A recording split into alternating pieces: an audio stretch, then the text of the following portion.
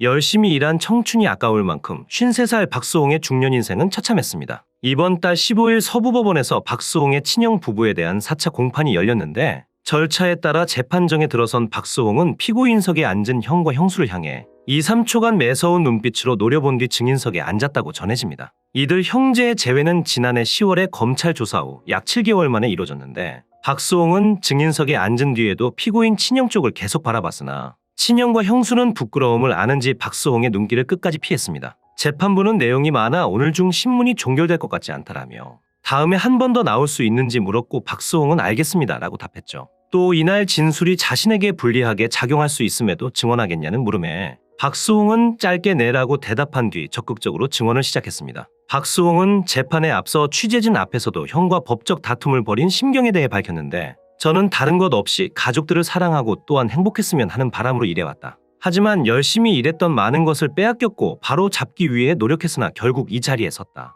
저같이 가까운 이에게 믿음을 주고 선의를 베풀었다가 피해자가 된 많은 분들께 희망이 될 수 있는 재판 결과가 나올 수 있도록 최선을 다해 재판에 임할 것이다. 라며 덤덤한 자신의 심경과 더불어 다소 격양된 분노도 함께 드러냈죠. 박수홍의 친형은 지난 2011년부터 2021년까지 연예 기획사를 차렸고 박수홍의 매니지먼트를 전담하며 각종 연예 활동을 보조했던 인물입니다. 이 과정에서 회사 돈과 박수홍의 개인 자금 등 모두 61억 7천만 원을 빼돌린 혐의로 지난해 9월 본격적으로 구속 기소되며 자신의 죗값을 기다리는 중이죠. 친형은 박수홍의 개인 계좌에서 29억 원을 무단으로 인출하는가 하면 회사 인건비 허위 계상으로도 약 19억 원을 횡령한 혐의를 받고 있습니다. 회사 자금 11억 7천만 원을 빼돌려 사적으로 부동산을 매입하는가 하면 신용카드를 결제하는 방식으로도 1억 8천만 원을 횡령한 혐의도 존재합니다. 나아가 박수홍과 법적 분쟁이 일어난 뒤인 지난 2021년 4월과 10월에는 박수홍의 출연료가 입금되는 회사 계좌에서 각각 1,500만 원과 2,200만 원을 인출하여 이를 자신의 변호사 선임 비용으로 사용한 충격적인 행태도 저질렀습니다. 박수홍의 형수는 일부 횡령 가담 혐의로 남편과 달리 불구속 기소된 상태고요. 친형은 공소사실 대부분을 부인했고 비교적 금액이 낮은 변호사 비용 횡령만 인정했습니다. 박수홍은 증인 선서를 마친 뒤 다음과 같이 증언을 이어갑니다. 피고인들은 제 친형과 형수다. 때문에 정말 참담하고 슬픈 상황이다. 주식회사 라엘은 제가 출연한 홈쇼핑 출연료와 행사 및 광고 등 저 혼자서 모든 수익 창출을 하고 있는 완전한 1인 기획사다. 메디아붐 역시도 제 평생의 방송 출연료가 다 모인 저 혼자만의 1인 기획사다. 이 두 개의 1인 기획사의 유일한 수입원은 전부 나의 노동력에서 나오고 있다. 이 회사들은 친형이 전반적으로 운영했고 매니저와 코디가 있었을 뿐이다. 이어 박수홍은 카드 갱신 관련 녹취록을 제출하며 추가 진술을 했는데 녹취에 앞서 벌어졌던 상황은 사업자 카드 3장이 분실 신고가 되어 있었고 이를 형수인 이 씨가 신고하며 박수홍의 의심을 사게 된 것이었죠. 박수홍이 증언하길 법인카드 분실 신고자가 형수의 이름으로 되어 있어 당황했다.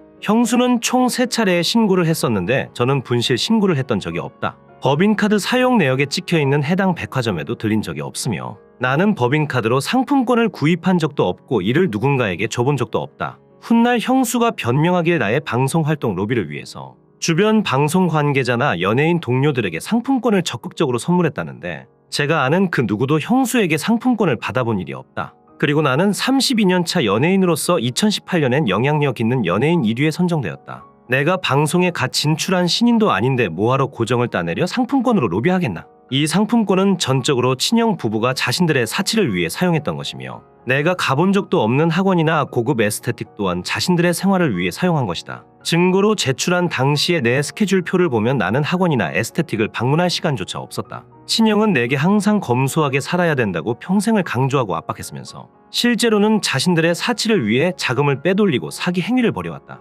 라며 흥분된 감정을 주체하지 못한 채 자신의 억울한 심정을 토로했습니다. 친형 부부가 본인들의 사치를 위해서 법인 회사 자금을 사용한 것 외에도 박수홍은 부동산 관련 문제도 명백히 사기라며 추가적인 증언을 했습니다. 어느 날 친형이 마곡을 지나가면서 이게 다 내 상가라고 말했었다. 강서구 마곡동의 8채 부동산에 법인 자금이 투자되었다고 친형은 말했는데 계좌 내역을 보니 투자금으로 법인 자금이 사용된 것은 맞았지만 계약자 명의는 피고인들로 되어 있었고 구색 맞추기로 어머니 이름도 들어가 있었다. 나의 법인 투자금이 사용됐는데 가수금 처리는커녕 법인에서 구입한 상가들의 토지분과 건축분에도 내 이름 자체가 없었다. 친형 부부가 내 자산을 관리했다는 건 현재 모두가 아는 사실이다. 건물에 투자한다고 5억이 송금됐는데 통장 자체를 맡겼기 때문에 의심 안 했다. 그저 내 자산을 불려주고 늘려주는 고마운 분들이라고만 생각했기 때문이다. 특히나 친형 부부는 내 앞에서 검소하게만 행동을 해왔기에 신뢰가 갔다. 법인이라는 것 자체가 내가 버는 출연료와 수입료가 전부인데 그 자금으로 뭔가를 취득한다면 그 결과물은 온전히 내 것이 아닌가. 마곡 부동산 중개자들은 법인 자금으로 구매한 건물을 박수홍 건물로 알고 있다는데 실상 그 내역을 떼어보면 모두 다 친형 부부의 이름으로 올라와 있다. 그런 것도 모르면서 친형을 전적으로 믿고만 있었다며 지난 과거를 한탄했죠. 또한 허위 직원 급여 명목에 대해서도 조목조목하게 사실이 아니라고 밝혔습니다. 친형 측이 제시한 허위 직원 급여 명목을 확인한 박수홍이 말하길 A씨는 라엘이 아니라 과거 라엘 웨딩에서 근무한 적이 있다. 이 사람은 친형의 지인으로 알고 있다. 그리고 B씨는 실제 급여를 받은 매니저다. 그런데 B씨가 직원일 당시 자기 통장을 빌려달라고 해서 빌려줬다가 나중에 급여 외에 돈이 들어오고 나간 정황이 파악되어 검찰 진술에서 응했었다. 이 2명 외엔 전부 다 허위 직원이고 본 적도 없는 인물이다. 라며 증언 도중 친형을 노려본 후 다음과 같은 추가 진술을 이어갑니다. 나는 32년을 넘게 일했지만 어느 날 통장에 3,380만 원만 남아있던 걸 확인했다. 당시 전세임 차인에게 전세금을 돌려주기 위해 6억 5천만 원이 필요했던 시점이었고 당연히 내 통장에 현금이 있을 줄 알았지만 3,380만 원의 잔고밖에 없어 굉장히 당황했었다. 부랴부랴 급하게 전세금 반환을 위해 평생을 쏟아 부은 보험을 해지했는데 그때부터 친형 부부에 대한 내 의심이 본격적으로 시작되었다. 이 전세금 사건이 일어나기 전까지는 친형 부부가 전적으로 모든 걸 관리했었다. 은행 직원이 은행에 가본 적 없던 나를 위해 직접 찾아줬던 증거를 보면 계좌를 만들 때 쓰인 모든 필체와 신상은 전부 친형 부부의 것이었다. 그렇게 나도 모르는 내 계좌들이 친형 부부 때문에 수십 개에 달했었고 이를 자신들의 차명 통장으로 사용하며 엄청난 사적 이익을 그동안 취해왔다. 부끄럽지만 나는 평생 동안 OTP나 공인인증서를 사용해 본 경험이 없다. 인터넷 뱅킹과 모바일 뱅킹을 통해 단 한 번도 계좌를 만들어 본 적도 없고 당연히 은행 대출이나 ATM기 사용도 모르는 정말 바보 같은 인생을 살아왔다. 피고인들이 6개월 혹은 1년에 한 번씩 카드를 바꿔서 쓰라고 강요하면 그걸로 차비나 식대를 사용한 적은 있고 현금은 의상을 살 때나 써봤었다. 라며 이전보다 상세한 과정을 사례 중심적으로 상세히 기술했습니다. 이에 판사가 친형이 가족인데 아직도 처벌을 원하는지 묻자 박수홍은 강력한 처벌을 원한다고 강조하며 다음과 같은 심경을 토로합니다. 지난 수많은 세월 동안 친형은 저를 위해주고 절 지켜준다는 얘기를 많이 했다. 본인의 월급은 500만 원 이상 가져가는 게 없다고 항상 강조했으며 이 세상에서 너를 지켜줄 수 있는 건 오직 가족밖에 없다고 세뇌시켰다. 이 사기 행태를 알고도 나는 가족이기에 계속해서 원만한 해결을 원했었다.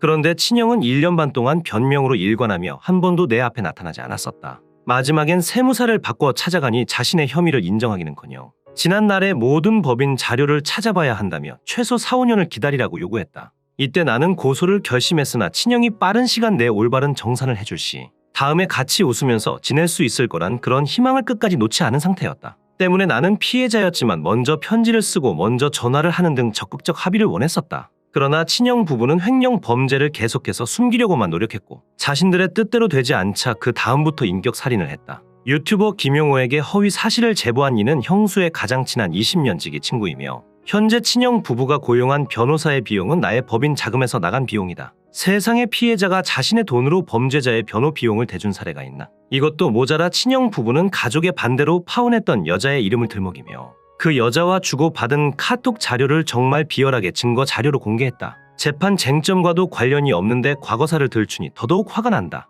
라며 재판 중에서 가장 분노한 태도를 보여 많은 이들의 안타까움을 자아냈죠. 이런 공방전 끝에 박수홍의 아버지는 박수홍을 향해 울부짖으며 말하길 네가 가족이면 그 입 닥치지 못하겠느냐. 어찌 핏줄에게 모질 수가 있냐라며 끝까지 박수홍은 미워한 채 오직 친형만을 감싸는 태도를 보여줬죠. 그리고 분을 못 이긴 나머지 끝내 다리가 풀려 주저앉았다고 전해집니다. 이런 모습을 보니 가족에게 버림당한 박수홍이 정말로 안타깝습니다. 가족을 위해 일했던 박수홍의 심경은 당사자가 아니면 그 누구도 알 수 없겠죠. 부디 박수홍의 남은 인생엔 행복만이 가득하길 바라며 더 좋은 영상으로 또 찾아뵙겠습니다.